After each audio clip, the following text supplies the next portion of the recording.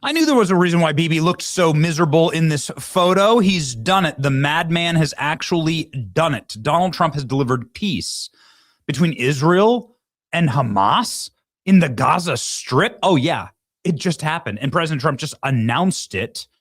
And there's a reason why everybody is saying give Donald Trump the Nobel Peace Prize. Right now, the White House and President Trump's Board of Peace believe that Hamas could sign an agreement in the coming days to begin disarming and demilitarizing the Gaza Strip. Four sources familiar with the matter tell me.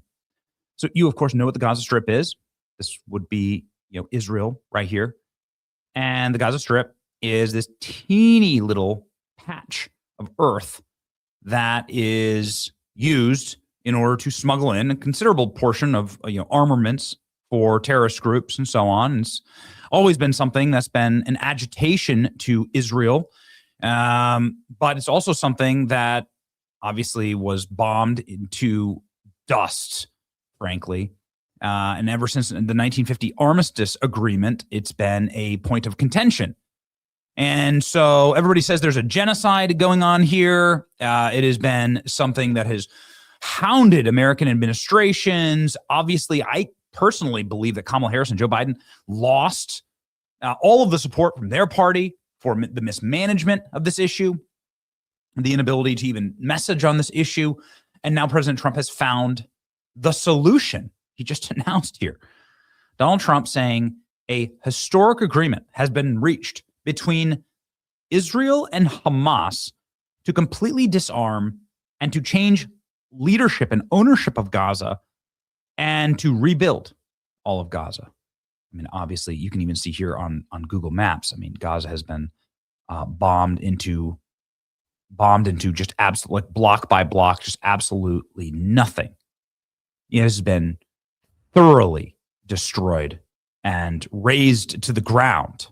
Obviously, there are, of course, major moral questions about that.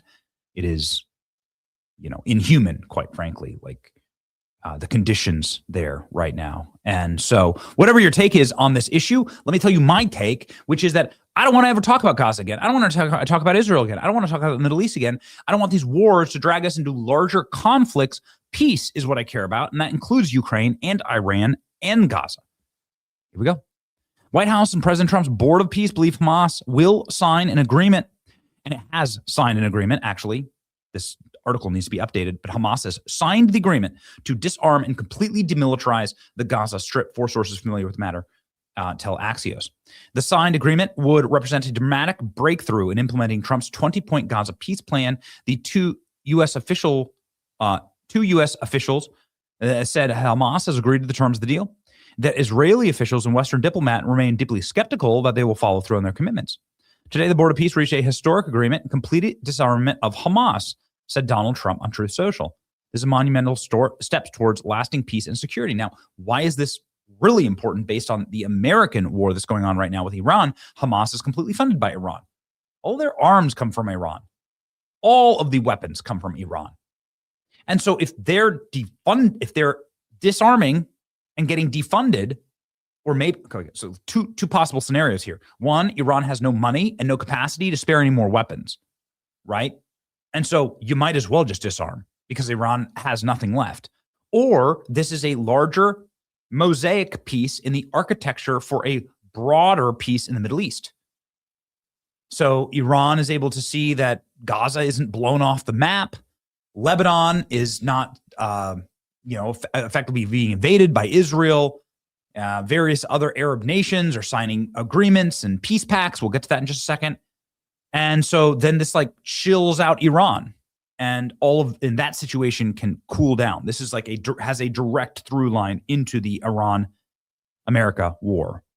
The U.S. Board of Peace and its mediators, Egypt, Qatar, and Turkey, spent months negotiating with Hamas over the demilitarization of Gaza, transferring to the authority of the National Committee of the Administration of Gaza. Hamas has resisted disarming and sought to transfer to civilian authority. Israel is also suspicious of Qatar and Turkey helping mediate. Okay, Muslim countries, whatever. The agreement is built on one guiding principle of the government, one legal system, one legitimate security authority in Gaza. The agreement will be carried out carefully structured phases, Trump wrote on Truth Social. As disarmament is complete, Israeli forces will withdraw An international stabilization force will work with the new Palestinian force to take responsibility for Gaza being safe for its residents and neighbors. The agreement requires Hamas to decommission heavy and light weapons over 6 to 8 months and provide maps of its tunnel networks, weapons production facilities, and arms depots, and the weapons will be placed into storage under the control of their new government. The new Palestinian police force, made up of thousands of Israeli Shin Bet security services, will be trained and deployed to areas controlled. Anti-Hamas militias armed by Israel during the war would also be disarmed and dismantled. Hamas members will receive amnesty and permitted to stay in Gaza. Implementation would be gradual. New technocratic government would assume authority over each section of Gaza only when it has been verified and demilitarized. Under the draft agreement, Israel would withdraw to the yellow line where Israeli forces were positioned last October during the ceasefire. Any further Israeli withdrawal would be dependent on the agreement's implementation after Hamas has surrendered their weapons. Israel would also halt assassinations of Hamas members in Gaza, except when it's determined to be an imminent threat. All right. So there you go. I mean, again, you can see it here on Google Earth. It has been razed to the ground. It has been beat to dust. These neighborhoods and these areas, and so I don't know. The Saudi defense minister holds urgent meeting with Vance after Iraq strikes. Saudi Arabia is effectively delivering messages from Crown Prince Mohammed bin Salman and the war with Iran situation in the region. Saudi Arabia is a key U.S. ally in the region, despite tensions and several points over the last few months. Saudis have managed to influence Trump's Iran policy multiple times since the war began, and they are effectively warning that this should not be turned into a much larger regional war, and that's what they're asking. So here we go. Two American officials confirmed that Hamas has accepted the terms of the agreement for disarmament and demilitarization of Gaza. And Trump is again touting the historic nature of all this, as he should. If this ends up being true, meaning if this holds, you know how these things go, right? We were real big fans of the MOU. That lasted like exactly, and then for an afternoon, right? For a cup of tea. Senior administration officials tell me the Gaza issue came up with Netanyahu in a follow-up meeting between Netanyahu and Vance and Witkoff on the same day. The issue was discussed in depth. Netanyahu signed President Trump's 20-point plan, and he's effing got to stand by his commitments, says the administration officials. Why it matters: a signed agreement would represent the dramatic breakthrough implementing Trump's 20-point Gaza peace plan. Hamas has yet to approve the deal. Now they have. This is being roundly celebrated and cheered.